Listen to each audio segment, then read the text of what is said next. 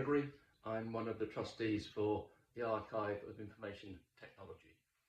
When I was asked to choose my favourite interview, I immediately went for Sir Clive Sinclair. Sir Clive is often remembered for his failures more than his successes, which I think is a great shame, because I think actually he was a great tech UK hero and a bit of an unsung hero. If you look back at his history, he was very much responsible for developing the pocket calculator back in 1971, when he developed a new chip which allowed him to build the pocket calculator with only 4 chips as opposed to the 26 that were previously used for the calculators, which were the size of a brick.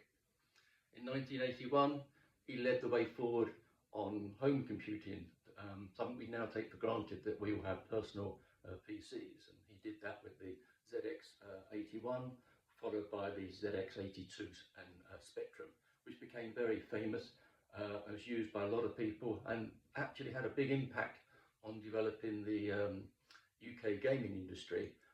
A lot of development was done on the Spectrum by young people developing games which are then put out onto the market. So in my view, he was a visionary. That comes out very clearly when you watch his interview.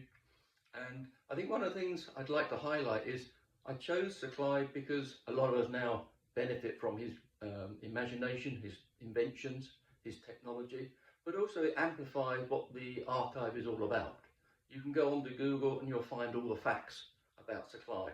But what you get on the archive is the man, the person, his emotion, his thinking at the time, the intelligence that he was putting into developing things and what he saw.